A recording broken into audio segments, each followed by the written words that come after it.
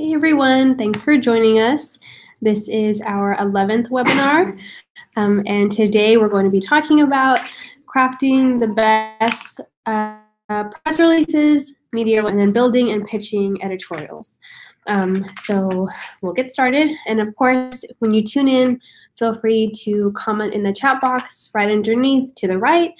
And if you have any questions, of course, you can always drop them into the chat box throughout the presentation. That way you don't forget, and we will answer all of the questions at the end of the presentation. If you also would like to send us an email with your questions, you can do that as well. If you prefer just to have a more one-on-one conversation with us, we can do that too, either by phone or by email.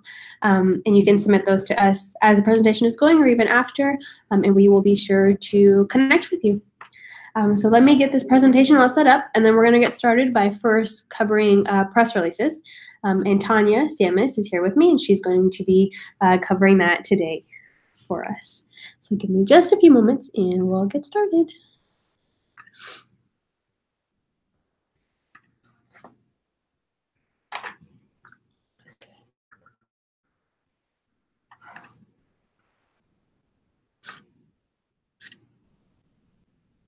Okay, here we go. And we'll start with press releases with Tanya.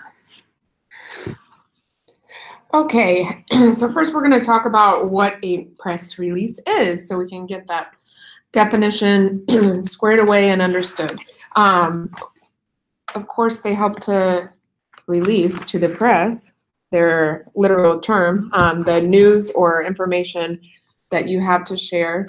They're short, compelling documents, and typically they will be distributed when something is newsworthy, when you have an event announcement, when you have a product launch, something new to share, a big donation that was made, new program that's being started. So they can be sent out for a variety of reasons, anything of which may be covered in the news or be of interest to share with the general public through online, TV, radio, or otherwise. So press releases should be no more than 300 words.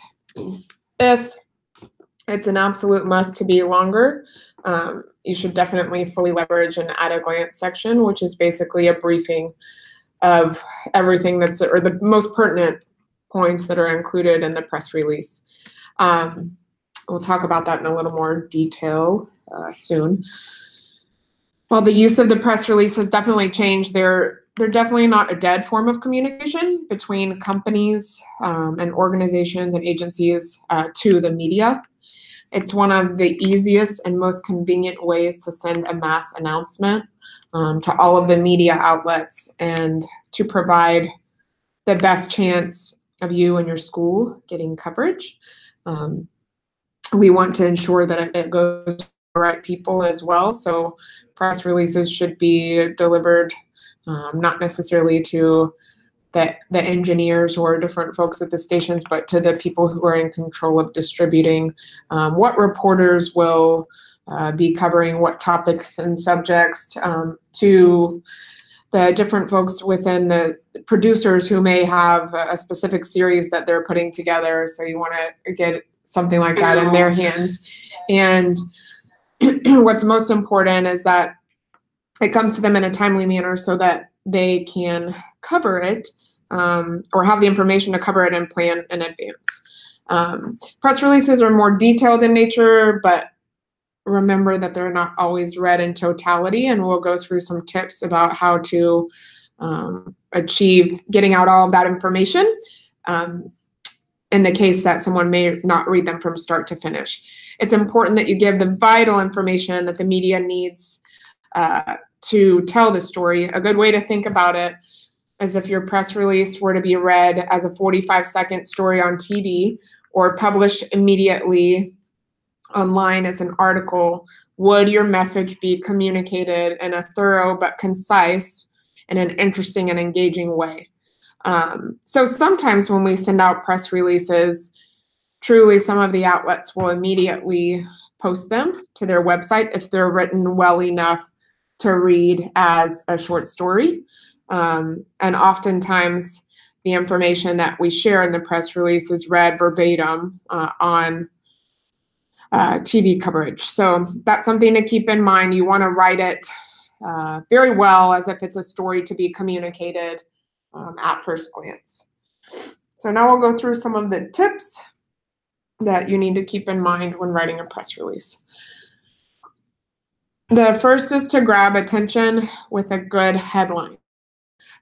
So what can a headline do for you? In today's tech age, you really want to think of it as what subject line would you need to use in order to get an acquaintance to open up an email.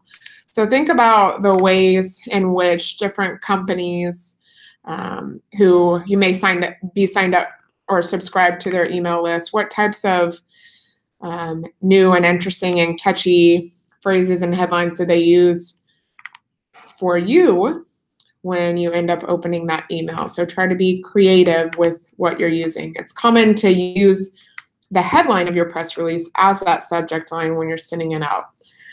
So dependent upon the nature of the press release, you can be funny, you could be entertaining. It may be more hard news driven, where it's you just need to be serious and forthright and get the news across and announce whatever it is that you're announcing. You can be shocking in order to give that curiosity effect, or you can just make it creative and interesting so that it leads them to have more appeal and to click further and read further. As long as it aligns with what you're sending, be creative. But the media get a multitude of press releases every single day. So it's important to get their attention. Many of them, in our experience, have told us that they have basically like a press release folder. So when they're going through the hundreds of them that they receive, the ones that they will open first or open at all are either from names who they are familiar with, or include subject lines or headlines that are appealing and sound like something that would be of interest for them to cover in the news. So it's got to catch their eye, and you have to make sure that it's something that wouldn't be mundane or that they would see 100 other times in their inbox. So the next tip speaks to including the at a glance section, which we mentioned in the definition of the press release. You'll see a few examples that we'll be showing so that you can get a good idea of what is included in those. The at a glance section essentially gives the breakdown of the most pertinent facts in your press release. As we just mentioned, media get tons of press releases every single day. So they probably won't read every line of every press release they receive. Just think about all of the emails you receive and the fact that sometimes you skim through those. If you get documents, maybe you're not reading it word for word for word. So we want to get all of the important information at the top. It usually comes in the form of bullet points because that's the way, as research shows, that people read best is through the bullet pointed lists. The at a glance section is something that should provide them with a briefing of what is included in your press release and answers the question specifically, why should I cover this news? It also includes the facts and the who, what, when, and the most standout parts of the announcement. So let's say, for example, we're sending something out about the Khaki and Plaid Gala. We'll include a creative headline, and then in the at a glance section, we'll be sure to include where and when the event is being held, exactly what it is and who it's benefiting. And then we'll include any dignitaries or celebrity guests that we'll have, because that may be more appealing. The fact that the news would have the opportunity to either interview a celebrity guest or get some footage and coverage of them interacting and engaging in the community. So it's something new and different that people don't see every day. If there is something that is standout along those lines about your event or your announcement or your school program, that's certainly something that you should include at the top. It's okay if you're including sentences that you already have within the press release. We're just looking for the big highlights to put into that bulleted list there. And typically, you need to have at least 2. We think 3 is the magical number.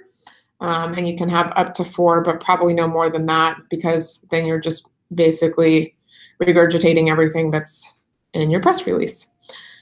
The next tip is to get right to the point in the first paragraph. So what you want to do first and foremost is to tell them why it's news.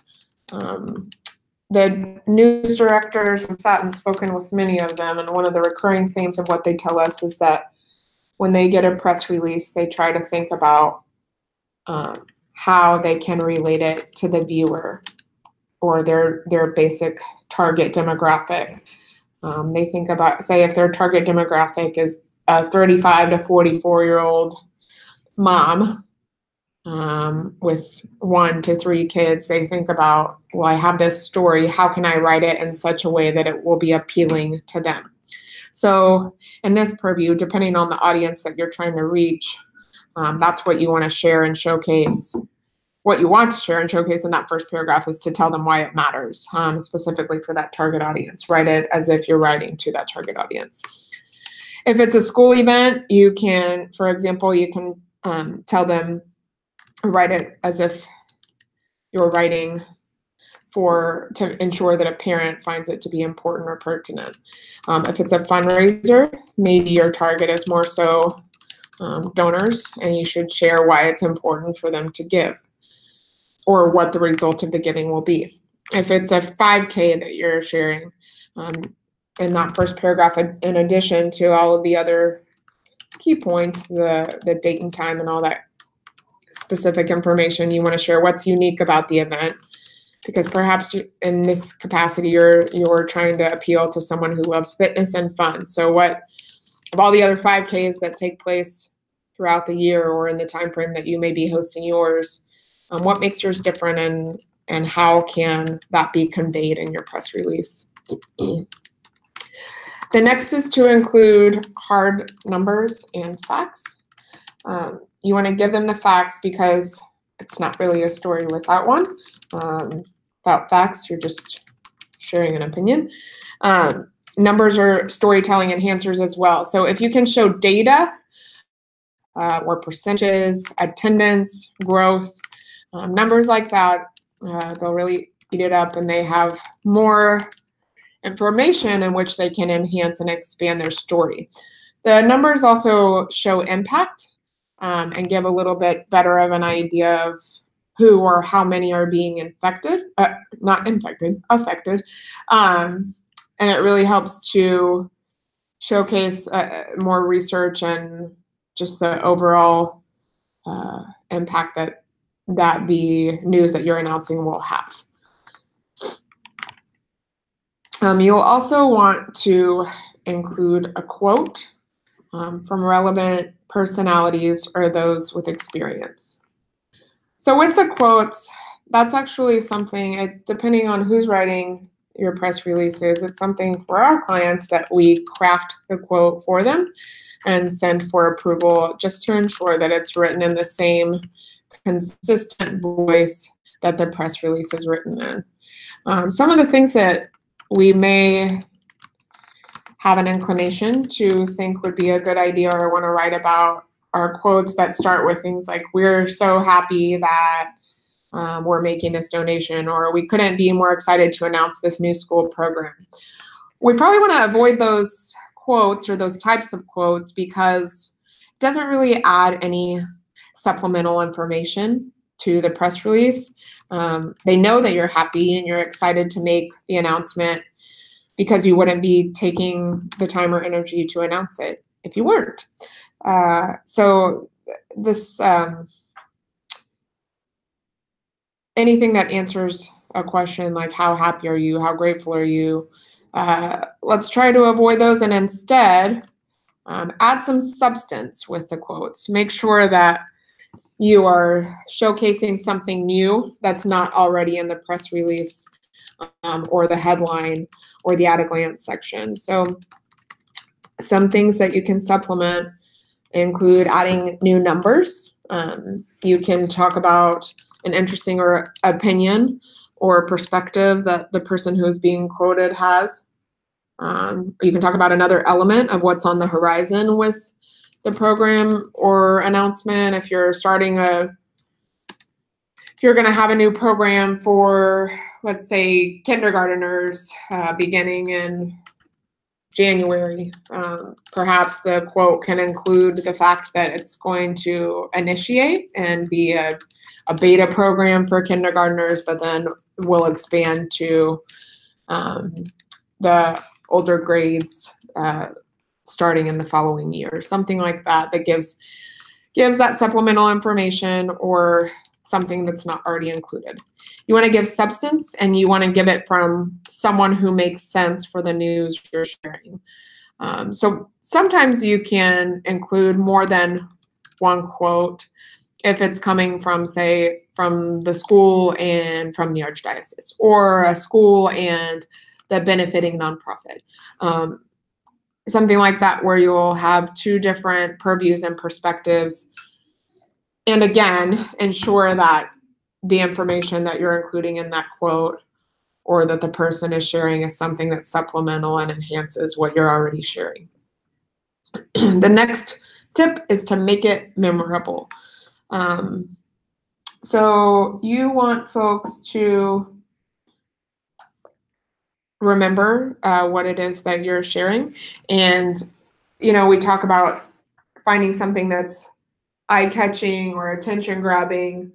If it's those two things, it should also be something that is memorable and makes them come back to it. Maybe they're going through all of their press releases that they've received that morning. You want them to come back to yours. If they're trying to consider or looking at all of the options that they have, what's going to make it memorable, that they don't just read it and move on to the next and forget about it. So a few ways that you can do this in a creative way. We have, most recently, we worked with the Raul Jimenez Thanksgiving dinner, and we include song lyrics and the headlines, and just exchange the words, substitute popular song lyrics with whatever it is, the announcement that we're making. Can send some examples of that out as well. So something that's creative or punny, P-U-N-N-Y, that will help them to remember it as if it's a jingle or something different than the other hundreds that they're receiving. You want to create it as if it's a commercial. We all know those commercials that are memorable or that we see over and over again that never really leave our heads, or the advertising jingles that get stuck in our head. And that's something that we want to achieve when we're trying to make either the headline or the entire press release in and of itself memorable. And you really want to paint a picture. So get visual with what you're describing. The best books are always the ones where you can visualize how the story is playing out as if you're seeing it in a movie. So if we don't have to be super verbose and make it be the length of a book by any means, but if you use very good language and are selective with your vocabulary so that it's really expressive and visually sound words, then you'll have a better opportunity to help them to understand how it is that they'll be able to convey the story, either visually or just through a longer form when they're writing their article, depending on whether it's TV, radio, or online that you're wanting to get coverage from. The next point is to make it grammatically flawless. This may be common sense, but something can be said about it, and you want they'll tend to take you less seriously when your spelling and grammar are not on point. I'll share a failure example that happened with us many moons ago. One of our gal sent out a press release that probably 3 of us looked at that said it was a press release about a lawyer event, and on the press release it said trail lawyers, TRAIL. And of course that word should have been trial lawyers. And it was used the same way throughout the press release. I truly think there were several proofreadings and never really thought twice about it and sent the press release out talking about a trail lawyer event. And then we all thought to ourselves, what's a trail lawyer? And then come to find it should have said trial lawyer. Now that's definitely something that you can learn from. Mistakes always happen, but we did not get coverage from that event because it was very obviously non-spelling or grammatically flawless. So just something to stay in tune to. Make sure that if you're sending something out, you proofread it and a couple of other pairs of eyeballs proofread it, maybe read it aloud to make sure that it reads correctly so that folks can take you seriously. You also want to include your contact information. They need to know where to go for more info. Typically, we will include our email, our office number, our cell phone number. You don't have to give out your cell phone number, but if it's for an event and you're going to be on site, that's undoubtedly something that you should include so that you are easily reachable for more information or when people arrive. So you can also include social media information if you want to within that contact piece, and the media contact. All your contact information should go at the top of the press release. For the purposes of a press release, 1 page is best, but 2 at max. If you're getting past a page, you're likely going to start losing readers. And that doesn't go for like an online story, but when you're just trying to get out the vital information, you don't really need to include more than a page, a few paragraphs to get your point across. And then you need to provide access to more information. Sometimes this will be in an About Us section, which we call a boilerplate. Sometimes it will be by including links to social media so that people can pull images, the media can pull images that, or video or logos that they need. Sometimes it's just sending folks to your website. Other times it'll be sending links with additional resources where they can pull different graphics or information on data or research that you've included that's maybe a sentence or 2 long in the press release, but can share more information for in-depth analysis and research that was derived from the data that you included in the press release. Right. So the importance of the press release distribution. You're going to want to distribute either in the early morning or the early afternoon. Specifically at TV outlets, they have editorial meetings, both first thing in the morning and first thing in the afternoon, usually at 9 and 1, when they're going through all of the different options they have of TV coverage. Each reporter has to share different story ideas, so it's important for you to be the first in their inbox in the morning and the first thing that they read right after lunch. And consider the way you read emails. So if you're at the top, something's at the top of your inbox, at least for me, I read the ones that are at the top of my inbox. So you want to get in there right when they're getting into work or right when they're getting back from lunch so that you're at the top of their inbox and the first thought in their mind and the first idea that they have to pitch. This varies a little bit. So for some, if you're sending like a pitch or story idea, that's something that you may be able to do later, like in the 3 or 4 o'clock hour, once media has probably finished their stories for the day. And that would be if you're sending something that's a little less timely, a little more evergreen. But for the purposes of press releases, we're going to look at that first thing in the morning or early afternoon. You'll want to follow up as necessary, but be mindful of the lack of response, and know that every outlet that you send to is not going to immediately respond. They have a lot of things going on. It's basically organized chaos in the newsrooms, and much to get back to. Sometimes they have breaking news. We all know what goes in what they call the A block, that first 5 to 7 minute period of each of the newscasts. And we want to keep that in mind, especially when we're sending out press releases. If someone doesn't respond within 5 or 10 minutes, it doesn't mean you're not going to receive coverage on your event. It just means that they haven't been able to respond to it yet. Sometimes I'll give you some examples of different ways to follow up. So if we send out, say we're having an event and we send something out a week in advance just to notify people, we're not going to call the next hour when the event's a week away to ensure that they're going to be there and covering it. News desks often won't know until the hour before whether or not they'll cover it. It's a little bit different for radio and print and online. So those folks you can reach out to maybe a few days later prior to the event taking place. You want to be sure that you're communicating with the news desks if it is on that first day of, or if it's on the same day, if you're sending out a press release on the same day as an event is happening.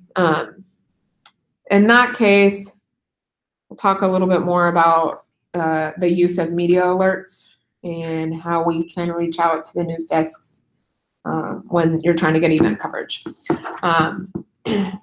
One of the things we like to do is write circle back pitches. So if we send out a press release and maybe something's happening a week later, the launch is coming soon, maybe a day or two later, we'll send out a press release saying that we wanted to, or I'm sorry, a pitch saying that we wanted to circle back. We write it in reply, and we pick maybe 5 to 7 reporters who would be the best to cover that specific event or announcement. Say that you're circling back, here's a little bit more information, wanted to know if they'd be interested in covering and what else you can provide for them. And think about this as well. There are different ways to follow up. People have varying forms of communication that they prefer. So sometimes it may be replying to that email or circling back with those emails. Sometimes it's calling up on the phone, sending a text if you have that kind of relationship with a member of the media, or even reaching out to them via social media. Maybe if there's a different, every single reporter, sometimes producers have their own professional page on Facebook and certainly on LinkedIn, often on Twitter as well. So there are a lot of different ways to follow up. That doesn't mean you should follow up in every. Try to determine what their preferred form of communication is and stick to that one. Don't follow up one day via email, the next day by phone call, the next hour by text, the next hour by social media, because that will probably not work in your favor. The next thing is to consider the evergreen nature of your release when deciding to follow up. If it's something that they can report on today or a month from today, don't follow up 10 minutes after you send the email if you haven't received a response. Give it some time to get to their eyeballs and in their minds, and let them think about how it may work into their news flow. Sometimes we'll often tell anyone who we're sending out a press release on behalf of, you might get the coverage 5 minutes later. You may get the coverage 5 months later. So it just varies depending on what it is that you're announcing, even if it is something that's timely. Maybe the news outlet doesn't cover it right away, but wants something else, if it's in affiliation with something else or someone else making an announcement, maybe they want to wait for that collaboration to happen and then share on that type of story. So for example, we work with Geekdom, and they had a tech program in which they announced the winners of someone who had solved an issue for the city with technology, and they wanted that solution and the work to be done before they covered the story. So it was something that was timely for us because they announced the winner one day, but the coverage for the story didn't happen until about 6 months later. A good rule of thumb when it's timely is to wait for about 30 minutes to an hour if it's a same day event. If you're wanting to check and see if they are going to cover, you can call the news desk for that. And then otherwise, you can do a next day follow-up and then maybe a week following, but it certainly depends due to the variance of press release topics that you may be sending out on. So if you ever have a question about that, feel free to shoot us a note and ask us the most appropriate follow-up times depending on the nature of your announcement. You want to find the right fit for your distribution. Don't blanket the media outlets. So if you're writing about an educational event, don't include someone whose beat is solely on food and hospitality. If you want to make sure that if you have a media list, and maybe it includes all education-based reporters. If you're writing about a new technology program, maybe look at adding in tech reporters and sending specific pitches to them along with your press releases. So that's the last point, is to sending press releases with pitches can often increase your chances of getting coverage.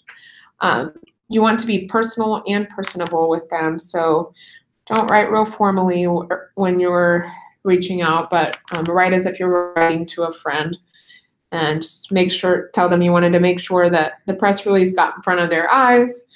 This is why you think it would be great for them to share, why you specifically want them to cover the story, not necessarily why it's newsworthy for everyone to cover, but why is it newsworthy for them to cover? Why does it matter to their specific audience? And this is also a good way to follow up. So if you've sent a press release, you can often just reply or send the press release, and reply to the press release and include a pitch the next day saying you want to make sure it didn't get lost in their email shuffle, and here are some other pieces of information that you can share that may enhance their storytelling experience. Next, we have a couple of samples of press releases that we've sent out. The first one is our startup week that was hosted here at Geekdom. And this kind of takes you through all of the information that you need to include. You'll see the media contact at the top. You always want to tell them it's for immediate release. The only time in which it wouldn't be is if it was embargoed and you were providing information before it was actually public and you didn't want them to share until a specific date and time. You'll see this one is a little more basic. We include just a headline, no subhead. We include where the news is coming from, what city it's coming out of, the date, and then we get right to the point there with, it's like a pre-announcement, letting them know that Startup Week is going to happen. Now, after this specific press release, we sent out another that was more of a media alert, which is what we'll talk about in a few minutes.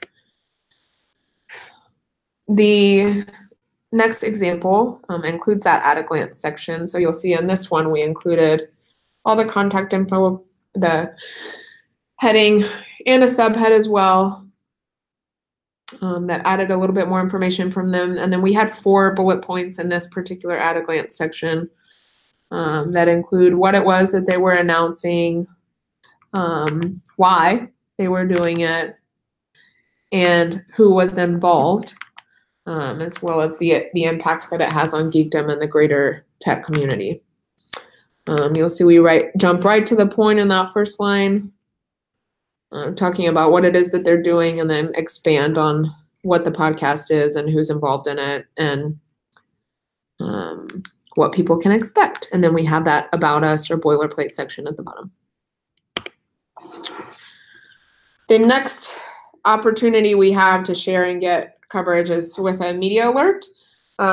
So the media alert is a shorter form of a press release that basically shares the who, what, when, where, and then other pertinent details for what you want to include so that they know why they would cover it.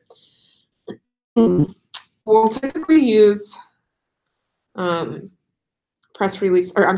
alerts for an event or on-site coverage. So when you're trying to have media come out for a specific time frame component.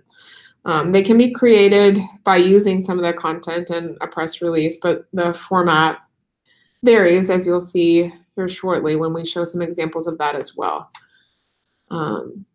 They're not press releases, they're more direct and to the point. And a media alert is precise and describes for the editor what's visually interesting. So it really paints that picture and gives people the knowledge of what it is that they'll have to cover and how they can tell that story visually or through written word. Some examples for something that you'd send out a press release for include an on-campus event, something like convocation, an assembly, a special visitor coming to visit your campus, a fundraiser, or other relevant events, again, where there's that time component for the media to attend and cover an event. So in the world of press releases versus media alerts, the big differences are the length, the reason that you're sending them, and that time component. Sometimes we can send both a media alert and press release, and you can switch the order in which you send them. So for example, we might send a media alert for a press conference a week in advance to make sure that it's perhaps the news desks or reporters get it on their calendars. And then we'll send that morning of the event, if it's happening, that it's happening. And then at the event, we would have a press release to distribute to the media that gives more detailed information on whatever it is that we're announcing, some quotes from folks the dignitaries who participated, and what people can expect from the result of that press conference or announcement. Maybe it's a product launch and you're talking about when it's going to be available, where, how, the significance of it, what audience it's going to most benefit. So we'll distribute those press releases there on site, but also email it out maybe right after the press conference happens so that people have more expansive details to write the story on. So that's when you could use them in combination with one another. Some tips specific to media alerts. You want to make sure that you include the timeline so that the media folks can cover the visually compelling parts of the announcement or event. So include a schedule, the when. You're not just giving them the date, sometimes not just giving them the start time, but if it's a 4-hour assembly and you're telling them that it's happening, but within the realm of that assembly, there will be a celebrity guest making a big announcement. And that's going to take place in a 20-minute period. You'll want to include if it's like a 9 a.m. to 1 p.m. assembly and your special guest will be there at 10 a.m. You want to let them know, the media, let them know that so that you ensure that they have the information of what's going to be the most important time for them to be there. So you'll want to include a start and an end time, include when the big things are happening and when individuals are speaking, or when a delivery is being made, if there's a big, something special being delivered to the school, or what's happening, and then what's happening after that. So people know kind of time ranges, important times, what length of time they'll have an opportunity to cover. Sometimes they'll want to do live shots from the event. So if it's something that starts at 10, but there's still going to be something going on at noon and they can do a live hit for their 12 o'clock newscast, make sure that they know any information past the time of the announcement that could be coverage worthy, so that they can stay if they're interested in doing that. So frequently, the news media will not have time to hang out for an hour, but they want to capture video of the most visual pieces of the announcement or event, help them out by providing a schedule that allows them to dispatch their videographer in order to do that. So as recently as yesterday, we were sitting with a former assignments editor who used to sit at the news desk at News 4 here in San Antonio, and she said whenever she used to receive media alerts talking about a long-term event or a 4-day event or something like that, she would tell her photographers, here's the information, you have 10 minutes to go and get the coverage that we need. So if it's an all-day event and they're allotted 10 minutes to be there, you want to make sure that you include what 10 minutes may be best for them to be there.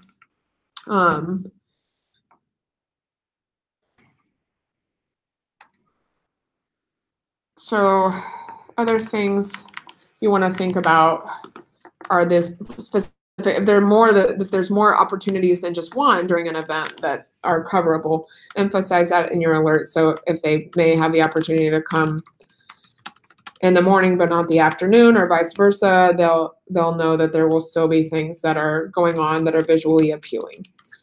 The media alert also should include a list of who is participating on site and as a part of the event or announcement, so that reporters, producers, journalists, whomever has a hold of that media alert can give the right credentials, titles, information of whomever may be within videography or photography that they get or that they receive. So you want to showcase or include who will be there. So the who is not only like the host school or a host organization, it's also whatever spokespeople may be there. If you have specific teachers who are involved in the event, any big names or dignitaries or celebs, you always want to include that in the who section as well.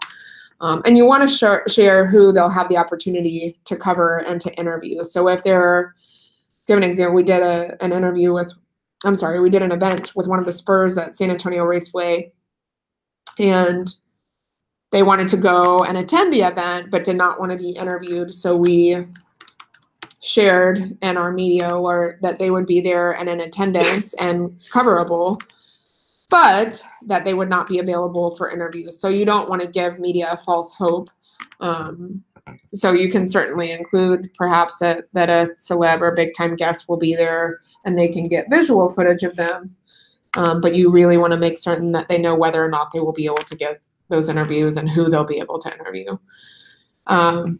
Make sure you check the address, give helpful tips for parking, and tell them to call you upon arrival if you want them to. You can include all of those things in the media alert.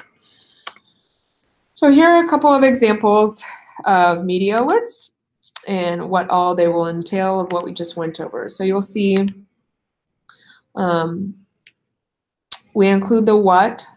So not just in that, you will see in this, we're showcasing convocation and the kickoff to the school year. So in the what, we didn't just write one word, convocation. We explain the significance of the convocation, the theme of it, and how many people they would expect to see and who would be included. And the who, we included the Archbishop and Superintendent, and also, of course, Hope for the Future as the entity. So you'll see we included both people and the organization. The when, we included the span of time here because we felt that any time that they came during convocation would be opportune for them to get visuals and coverage.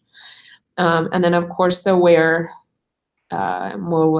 you can often link them to, if it's not a common address, you can link them to a specific map for that. Or in this case, there was no particular parking specifications, but certainly include that if parking is going to be challenging, like if you're hosting something at a public spot like the convention center.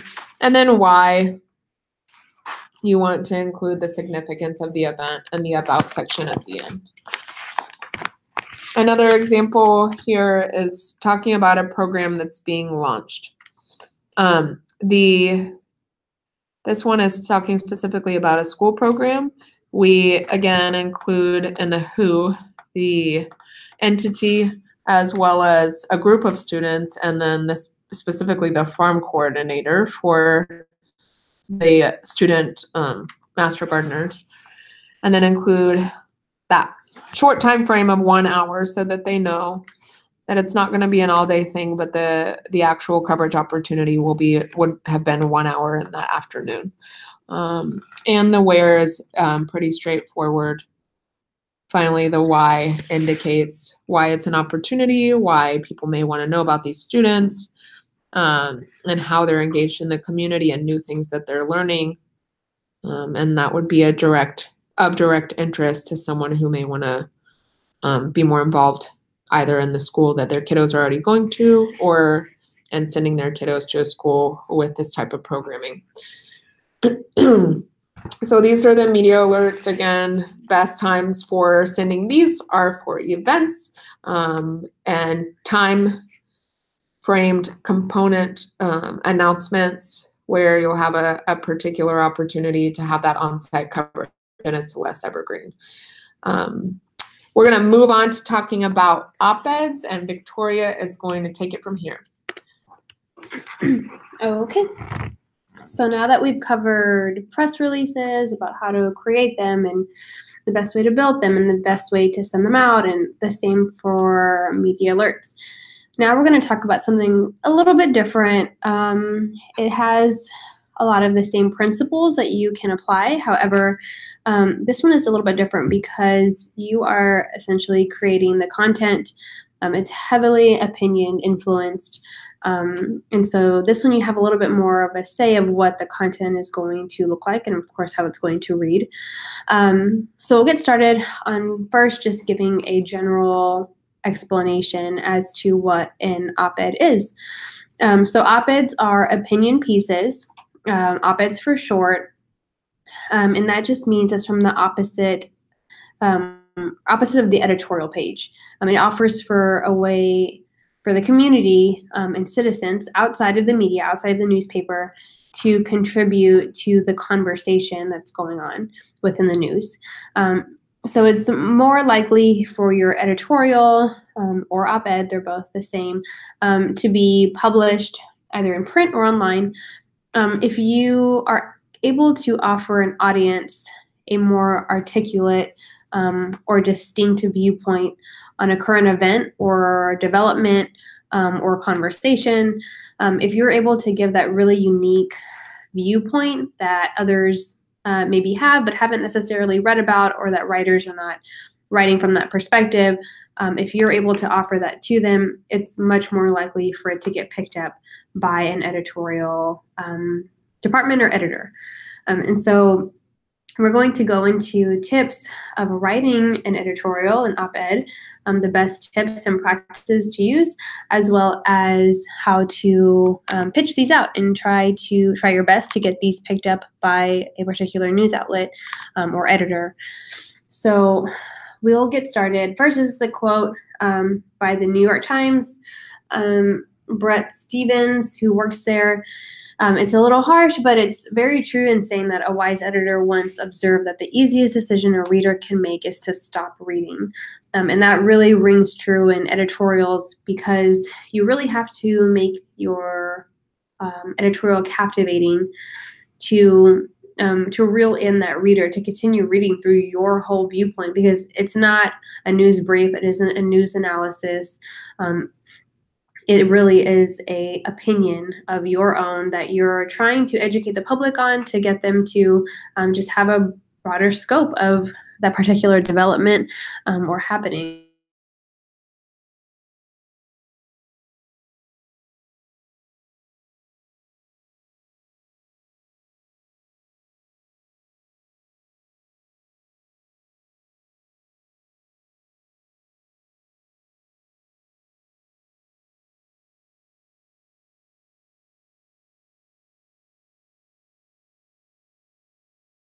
factual, that represents your viewpoint, it will just give you that much more of a benefit that your readers will continue to read through your whole story.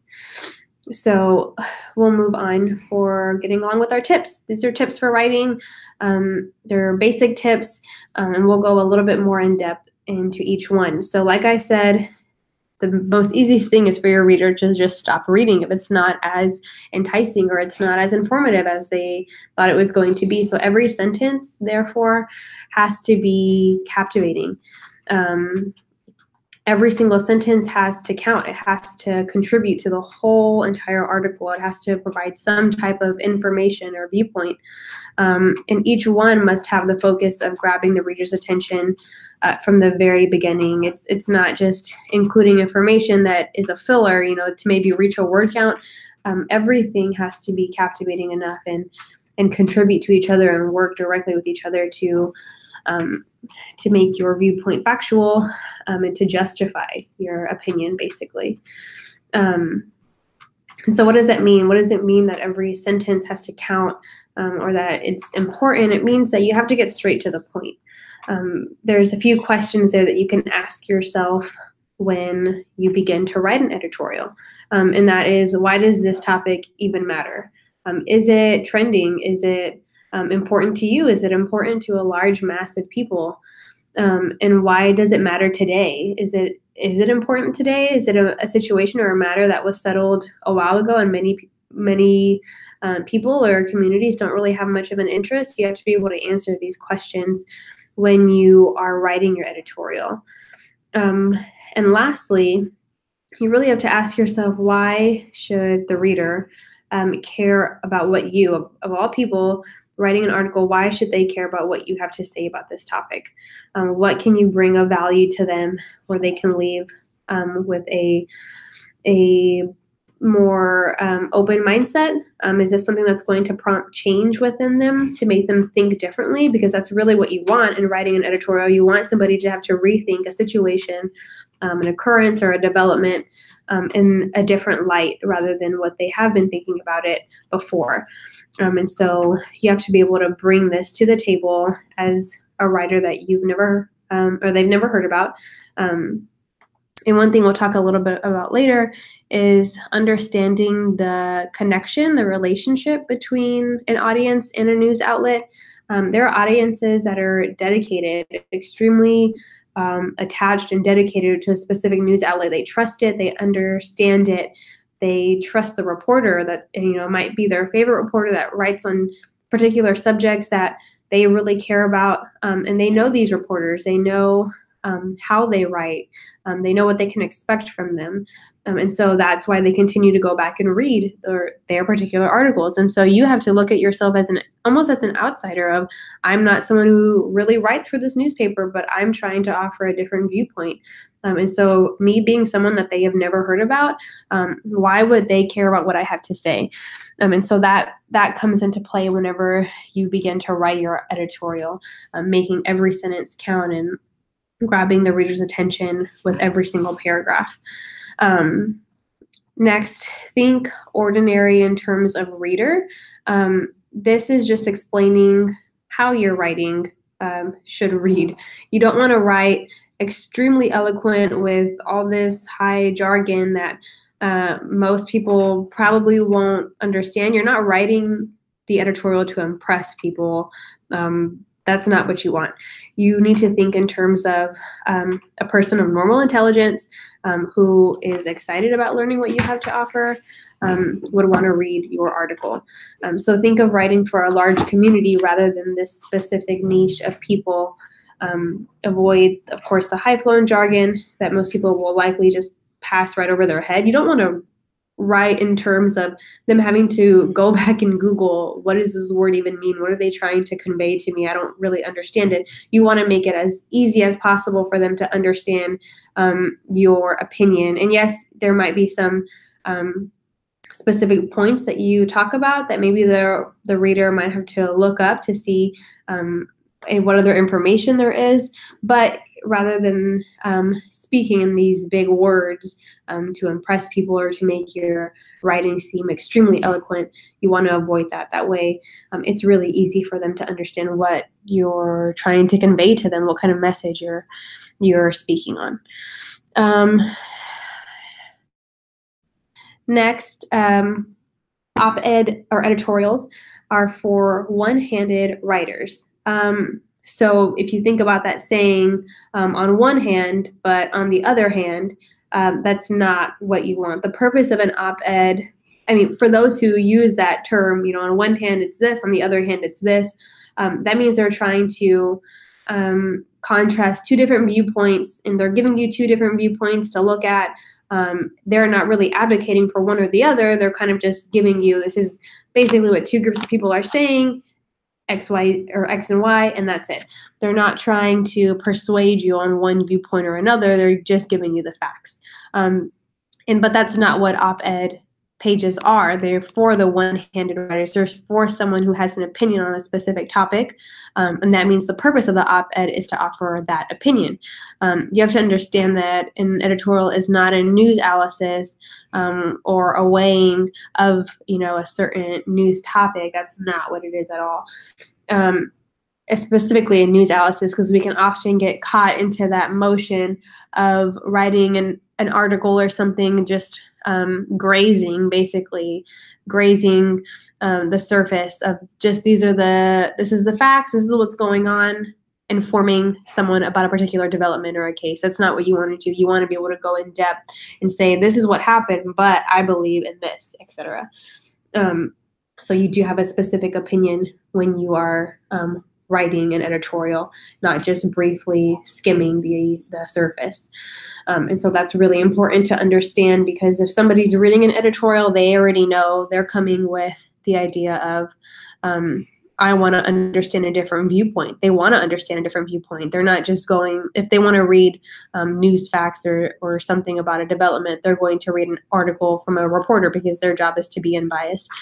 Your job in this sense of writing an editorial, you necessarily don't need to or shouldn't be unbiased. You should have an opinion because this is what a reader wants to read. This is what they want to gain. They want to hear something different from you than from what everyone else is talking about. So keep that in mind. Next, some more tips that we'll go more in depth on. So rather than, of course, just skimming the surface of or having a news analysis, an op-ed requires a thesis. It needs to be backed by evidence and facts or statistics. And when you are giving this to the reader, it's not just simply stating this evidence, but it's written in a way that's a persuasive argument. So you're essentially providing these facts and statistics not just to build your story, but you're using these as a way to persuade your audience as to why your opinion is legitimate, why it's correct. And so this is why you want to offer evidence and facts, because of course, more than likely, when a reader reads these correct statistics or evidence, they're more than likely to be able to accept your argument, accept your opinion. So that matters extremely. It's a big part of your editorial when you're writing it. Next is authority. So, like I said earlier, writers and their audience have a very distinct relationship. They will gravitate to a reporter that they often connect with, that they feel that they understand the best, or someone who has a standing with a particular subject, or a unique experience regarding that subject. So when it comes to editorials, authority really does matter, because they don't want to hear from someone who has never experienced what they're talking about, or who doesn't really understand. They're just they're writing an editorial based off of feeling. That's not what they want. They want somebody who has had that experience, who has had a title within that particular subject that they're writing about. And so if you have that authority, you can essentially write with that authority, and that helps you to persuade the reader or to get them to continue to reading your article to understand your viewpoint. So always consider that before you begin writing an editorial. Do I have an authority? Do I have a stance that can be respected or looked at as, or I can be looked at as somebody who can speak with value to this subject? Next, opinion editors are more willing to accept an editorial from a writer who has that standing. So yes, it's one thing to have a title that is well respected and that that shows that you have experience within that field. But in addition, editors love a writer who can offer a different viewpoint or a twist or a surprise to their readers, because it makes it exciting. It makes them something. It makes it something that the reader is able to walk away with a more open mindset. And what's leaving the article was saying, wow, that's really something I didn't expect. You know, I thought my mind was made up on this topic, but this writer really opened my mind to think differently. So they want somebody who can write in such a way to be persuasive. That's the whole reason why they want your editorial printed or posted within their news outlet. So for someone who might be a little bit younger, maybe somebody who doesn't have that heavy authority, or somebody who might just be extremely educated or maybe just had an experience, but they don't have that title, one tip is for younger writers, maybe it's a student, maybe it's somebody who hasn't necessarily achieved the title that most would be well respected for in that field. But a younger writer with no experience should follow the 80-20 rule to get published, which is 80% of new information, bringing that new information to the table throughout their editorial, and 20% opinion. So to offset you maybe not necessarily having that title within your field, you want to be able to provide new information within your editorial, and 20% opinion. So providing more info, more facts, more statistics, and 20% opinion to help establish your name within that editorial and to get your reader to stay hooked. And not just disregard as someone as, oh, they're young, they don't really understand the topic that well, or they don't have that much experience. You can offset that by providing new information to them, and always make sure that that information is correct. As an editorial writer, you have to be aware that you're not a columnist. A columnist is someone who rather entertains their reader. That is not your job. Your job is not to entertain them and to make it flashy, but rather you're there to inform them. You're there to give them that deeper understanding, or to unlock that part in their brain of saying, wow, I didn't really think that way, but now I'm going to look at it a little bit differently, or I'm going to consider these other viewpoints before I make my mind up, in a sense. And so your job is then to inform, to give them that different mindset. So always look at it that way, as that way. Don't, if you need more tips on, or if you're trying to see what is the best way, or how are other editorials written, to see how you should write yours, don't go and read a columnist article, because it's not going to look the same, and it's not going to be unbiased. It's going to be, or it's not going to be biased. So always be aware that yours is going to look a lot different, but that's okay, because that's the whole point of you writing an editorial. And of course, when you're writing, this goes true for all writing within news, is you always want to avoid passive voice. That way you can project that level of confidence within your voice into your readers. So avoid the passive, and stick with more active voice to project that confidence to your readers. Next, you want to write to give anticipation to your reader. So that's one thing we talked about a little bit earlier. The editor wants somebody who can, while offering the facts and the statistics, they can offer a surprise, more of a twist in their article to make their reader get hooked on what you're trying to say. And so providing that anticipation is something that you really want to give to your reader. And so the best way to do this is early on in your article. It's okay to write about your counter strongest case. So if there might be two different opposing viewpoints, you're advocating for one, it's okay to acknowledge the other viewpoint, but answer to why you believe that's incorrect right out of the gate. Bring that other viewpoint present to make it seem that you acknowledge that it's there, you understand it, you know that that's another opinion that someone might have, but this is why you believe what you believe.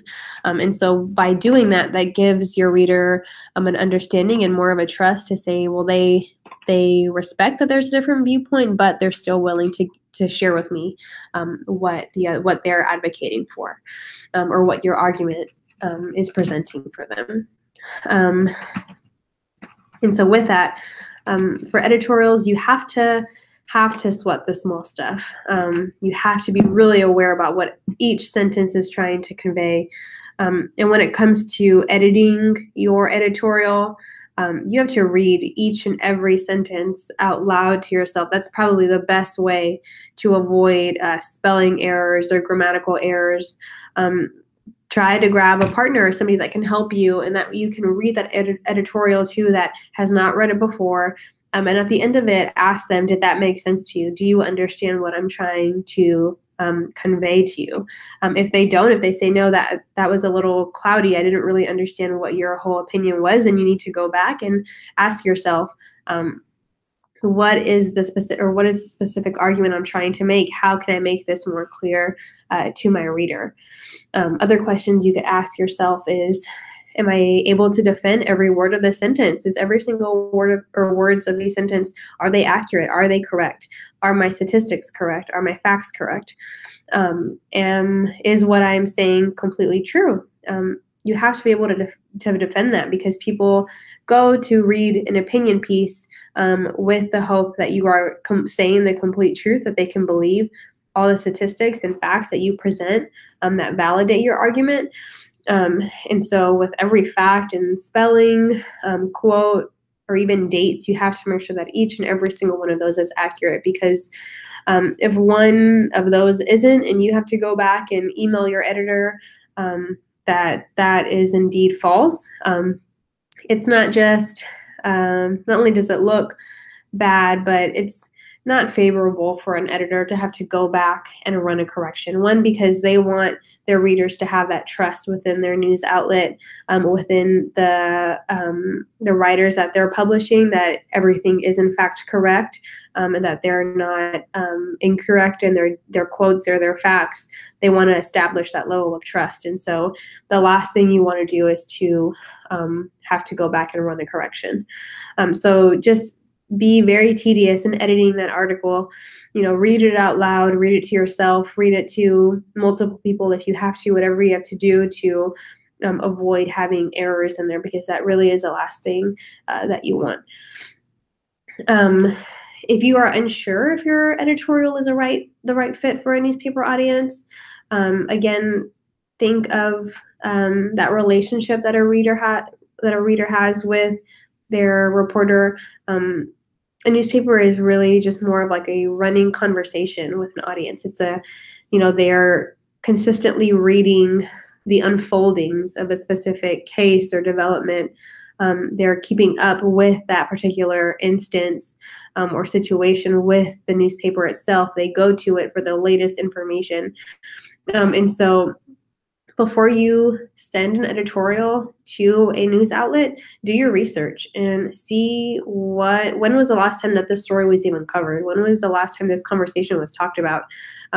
If this was never talked about, great. Then you're somebody who can come with a fresh mindset that can offer that story, that opinion to the reader. If it has already been written about, okay, so it has, they've already laid out the facts. Their audience is probably more than likely educated on this instance. Okay, so now how can I advance this conversation? How can I get the reader to think differently than what the newspaper has already written about? You might not have the same idea as maybe someone who already wrote an editorial on that subject, or the same viewpoint. So now it's your job to mix up the conversation and bring a new side of the story that a reader can be really compelled to read about. So that's just a few different tips.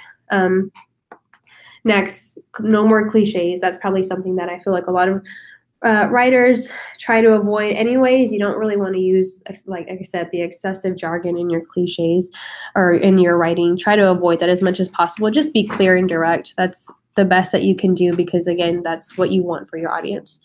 If you love to write, that's awesome, but be prepared to cut your editorial down. If you're aiming for a long essay or a long editorial, then write out the first draft to be half as long or at least more as long. If you say you want 700-word essay, that's what you're aiming for, then write a 1,400-word article, and then go back, reread, and cut and cut and cut until you get it down to 700 words, until everything or every sentence within your editorial is concrete, and every single sentence offers validation and builds off of each other, that there are no sentences that are meaningless, that don't lead the reader to anything. That's the last thing you want. You want to be able to narrow down your article to say exactly what you need it to say, not only because long articles can be really tiresome to read about, and it might not entice the reader as much, but just because of qualifications that you would have to meet when it comes time to pitching your editorial, which we'll talk about a little bit later. Each editorial department has submission guidelines, and so you really have to meet that word count to get your editorial picked up in the first place. So like I said, write it out to be twice as long, and then go back and cut until you have narrowed it down to the full meat of the story that everything offers or builds off of one another. And next, we'll talk about pitching right here in a second. But when your story is pitched and it is picked up, don't fight the editor. Be aware that he or she, they have the power, because this is their department. They have the power to remove a few sentences or even maybe a full paragraph.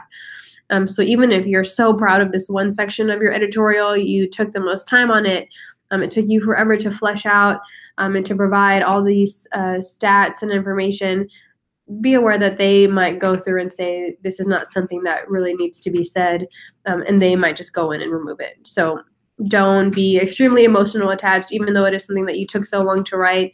Just be prepared that they are going to take your editorial and whip it into shape if it needs to be, and that's okay, because that's something that they specialize in, and it can happen. Okay, so now we're going to talk about pitching your editorial. So right here we'll talk about selecting the outlet that best fits your editorial. So when you start writing from the very beginning, you should already have in your mind what or which outlet you're aiming for.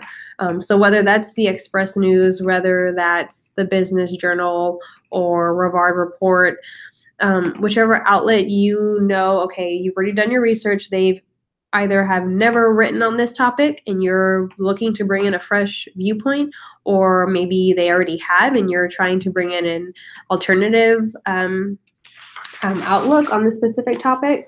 You already should have in mind which outlet you're aiming for, and then you're going to write for that outlet from the very beginning. You're addressing, okay, we've already spoken about, this side of the story maybe a month ago. Now we're going to talk about this side of the story. That way it's a continuous conversation. You're adding to the conversation rather than say somebody's already offered your viewpoint a week ago, and then you're coming back with the same viewpoint that sounds exactly the same. It's probably not going to get picked up because it's already been talked about. It's already been offered to their audience, so they don't need to duplicate it. So you want to write with the outlet that fits best for your editorial. Media outlets are not generic. They are not generic. Each one has a unique style and a unique voice, and they have particular angles. So if you have that outlet in mind, again, tailor it to that audience and the style of that audience. And a good question to ask yourself when you're doing this is, what is this audience going to gain from my editorial? Are they going to gain a different viewpoint? If not, then move on to a different outlet.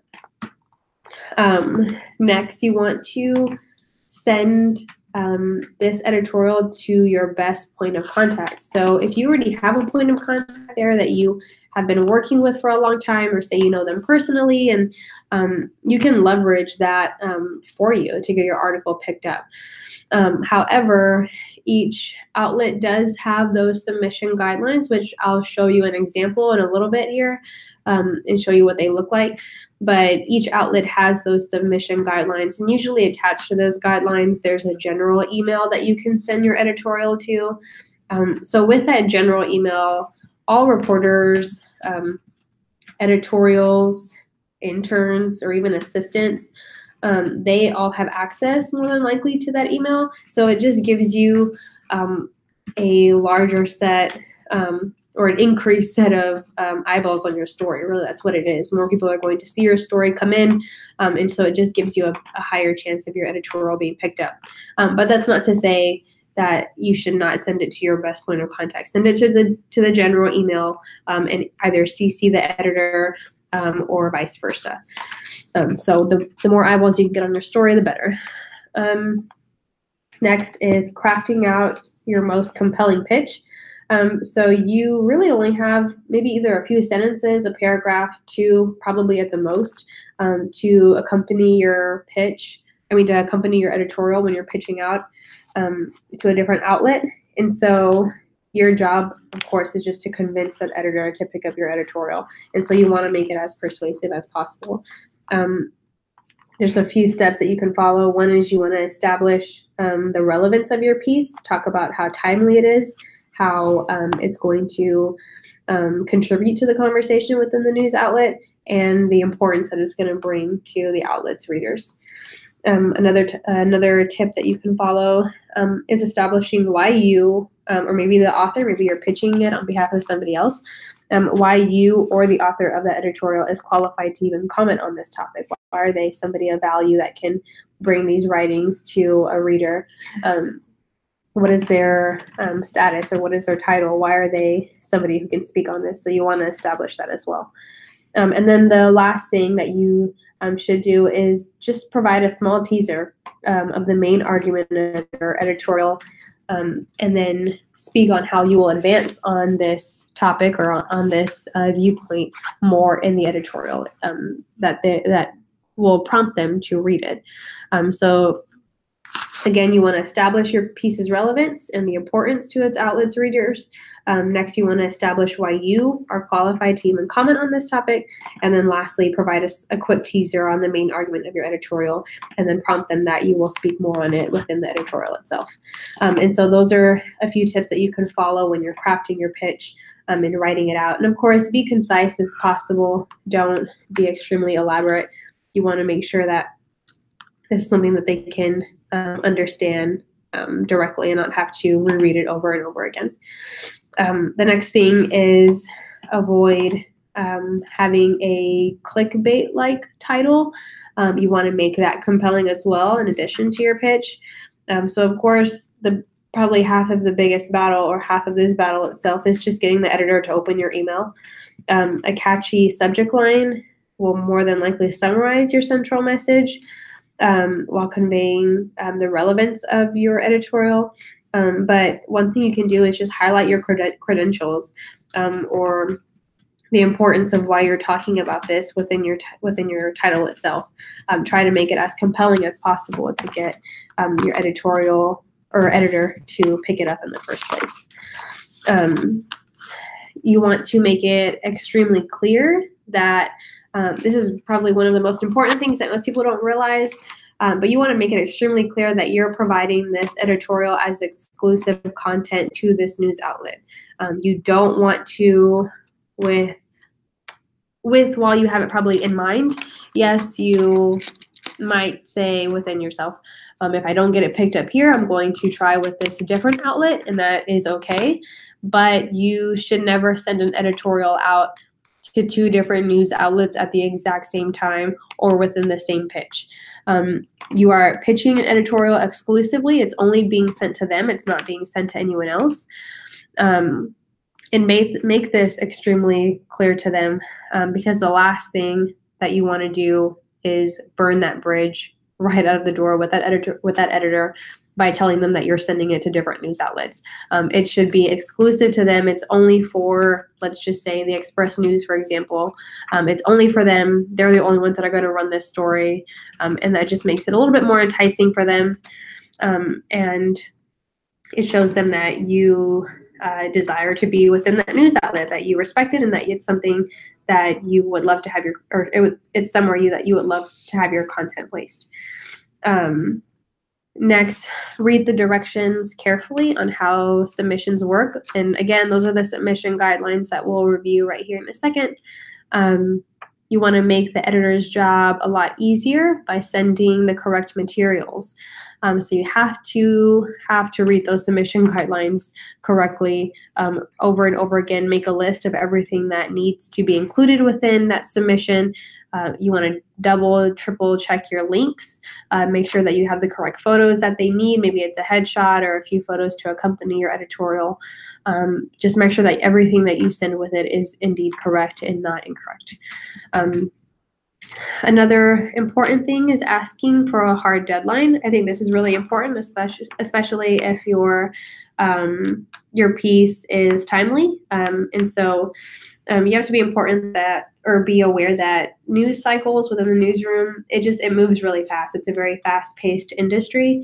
And so if you give your editors too much time, it might be something that just isn't timely anymore. And so then you completely lose out on that editorial because other news outlets won't want to pick it up either, because it's just not timely enough for them. So you don't want your news hook to have passed and then you're left there with an editorial that was never able to get picked up. So ask your editor for a hard deadline. You might just ask them, if you could get back to me, this is, when I'd like it to get picked up. And that on the flip side, you don't want to come across as being overly pushy within your pitch, or give them unrealistic deadlines for reviewing your submission. Don't submit an editorial and say this needs to get picked up within the next 3 hours. It's not going to happen. And they're probably most likely not going to waste their time on going through it and deciding that this is not something they want to run anyways. They have a lot of other things on their plate, and so you want to try to give them as much time as possible, but know that you need a hard deadline. That way, if you need to pitch your editorial somewhere else, you have the time to. So trying something like you would greatly appreciate it if they were able to give you an expedited yes or no. That way you have the chance to explore other publishing options if they're not able to pick it up. And so giving them a hard deadline, maybe a day or 2 days, is probably more preferable. That you appreciate their time and their consideration, and that you appreciate that they're reviewing your submission. Another thing you can do to help you not to miss your mark is tracking email opens. There are certain apps that you can use that track email opens to help you or assist you on when is the best day to follow up. So maybe they open your email that evening, but you don't hear from them for maybe another day and a half, then you can say within the next 2 days, follow up with them and ask them, hey, have you gotten a chance to read this? Wanted to get a status update from you on whether or not this is going to be published. That way, if not, I can explore other publishing options, and that you appreciate their time. So those are just a few things that you can do to help you trying to decide when you should be following up. And that brings us to our next tip, which is don't be afraid to follow up with your editor. Don't be afraid to contact them again. Say you submitted the submission and you're waiting and you don't hear from them for 2-3 days. Don't be afraid to follow up with them and just ask them for a status update. It's okay. They receive those all the time. And it's something that shows that you're eager and that you want to see this editorial published, and that is okay. And if they don't get back to you, and you have no other choice, then it's completely okay to move on and try a different outlet and just repeat the cycle all over again. Of course, craft a different pitch. If you need to make tweaks within your editorial, do so. But then just move on and try again with a different news outlet, and do your best to get it picked up there as well. And so right now we'll review, this is just an example of submission guidelines. So for example, this is from the Rivard Report. If you go to the Rivard Report's website, you type in editorial submission guidelines, it's going to pull up a page that goes directly to their submission guidelines. It's also going to give you the opportunity to download a PDF, or view a PDF that shows more in detail the guidelines that they have.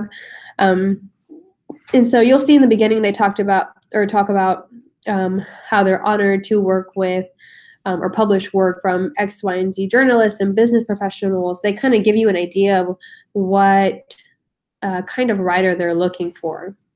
And so this is a good time for you when you're doing your research to see what kind of outlet you're looking for. You can read that first paragraph that says we've been honored to publish work from journalists, business professionals, academia, all these different types of people. When you do your research, this is a great way to see if this is this is a good fit for your editorial itself. So you see that they don't pay for commentary or opinion pieces, especially if the writer is directly connected or benefits from the subject matter. So they lay that out right there for you. And then at the bottom, you'll see that these guidelines are not rules and regulations, but they're here to facilitate your communication to the community. So they're just there as essentially to monitor your opinion or viewpoint. They also just make it make themselves extremely open to any questions that you have.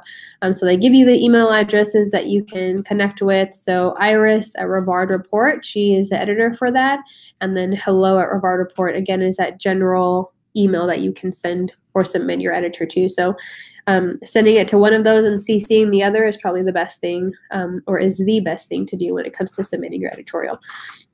And you'll notice that they even indicate how your editorial will be reviewed by staff for its clarity, accuracy, grammar. So that helps you, even though like we said, it's best to go through yourself and really edit with a fine-tooth comb. That way you don't have any errors, but they also do a great job too of making sure that you have no grammar errors and that everything is accurate. And then of course they always have that fine print of just saying that sending this editorial in is not a guarantee for publication. And all submission guidelines will say that as well. And so you'll see that they go into the bottom line, which I think Rivard Report does a really good job of making it really easy to understand what your editorial needs to have. So it needs to be a Word document. Some news outlets will have you paste the editorial within an email and not have it be a separate document. Some may have you, as Rivard Report does, have it saved as a separate Word document. So either one is going to be different. Just always go through and read those guidelines correctly. That way you know the best way to turn in your submission. So they even have it down to having it single-spaced, only one space between paragraphs, no paragraph indentation. They have very specific guidelines for how they want it to be submitted. When it comes time for art or captions for your photos, they even give you an outline for what size your photos needs to be, how they just need clean photos, no embedded photos within a Word document. Everything just needs to be attached separately. It needs to be in JPEG format, no PDFs. They also ask for a full color headshot or a profile picture. This is just to accompany your editorial if it gets picked up. They want to be able to have a photo there of the writer themselves. And then they also ask that you provide captions for each photo that you submit, or crediting the photographer that took that photo. And then next, they'll ask for a bio of yourself. As you can see for this one, everything else they ask that you attach separately, but for your bio, they ask that you submit this within the body of your submission email. So like I said, be very articulate in reading these submission guidelines. That way you know exactly how they need everything to be submitted. And they also ask, which I think is a really good thing, they ask you to include links to your personal website, either your email, your Twitter handles, or your Facebook page. That way your readers can connect with you by social media. Let's say they want to get in touch with you for more questions, etc. They provide this to their audience, which I think is great. And then the last part are specifications for your editorial. So this is where they cover the word count. So this is something that you really have to be keen on whenever you're writing your editorial. Be aware of how long your story needs to be. So theirs is a good size, 800 words to 1,200 words maximum. Don't go over 1,200 and don't make it shorter than 800. So they give you a really good portion to work with. And they do say that it is flexible. If it's more engaging, then they can justify a longer article. So like I said, they don't want an article that is extremely long that doesn't offer anything exciting to the reader. No, they want it to be engaging. And so if you're able to have that within your story, they're more than willing to make it a little bit longer. And then the last paragraph is just showing you that all of their stories are written from a journalistic perspective. And so, like I said, this is where it really is important to include data and facts. And like it says right here, new and useful information. You have to have that info to back up your argument, to back up your persuasive argument to the reader. And so Rivard Report really prides itself on being unique content. And I don't believe that that's just unique to Rivard Report. I believe that's for a lot of news outlets. They want to have unique content for their audience. They don't want something that's mundane or that's been spoken about before. They want something that's relevant and that's progressive to San Antonio. And so you'll see that they require you to include at least one third-party source. They give you examples, either a survey or an interview, a news article, or data from research within your editorial, or even a link to another story to provide information that the reader can't get elsewhere. And so using this just establishes where you are, or establishes you as a reader in your argument. And so that's something that Rivard Report really prides itself on, which I think is really great. So these are just an example. This is one example of submission guidelines. Each news outlet, like I said, is going to be different. They're not all going to be the same, and neither is the format of their submissions. So you have to be aware, do your best to do your research beforehand when it comes to writing and when it comes to submitting. Don't just write without a news outlet in mind. You want something that's very specific. And then, of course, be aware of all the tips that we talked about when it comes time for pitching out your article in your editorial. So that is all for today. Let's see if we have any questions from anyone. I know that we had a lot of principals out at different meetings and running around today, which is okay because this will be sent out tomorrow in an email. The link will. And so that way you can come back and watch it if need be. So let's see. So we don't have any questions right now. But also, as the year is coming to an end, for those who are tuning in right now live, if you're tuning in at a later date, you're watching this later on within the day or within the next week, if you'll send us an email saying that you did indeed watch this presentation, myself and Tanya would love to get more feedback on how we can improve these webinars going into the new year. We would love to do more in-person webinars, of course. We know that it's really hard to get onto everyone's schedules, get everybody lined up at the same time and within one room, but it's something that we would love to do. And so I would love to hear more feedback from those of you who attend these on how we can make this information maybe delivering it in a different format, or whatever it might be. Even if you have suggestions or new topics that we can cover going into the new year, if you could send me an email, that way I can send you just a few questions, something that's really quick, less than 5 minutes, a few questions that you can answer just to help give us more directive going into the new year and how we can make these webinars more exciting for everyone, and the topics just more exciting and something different that you can learn.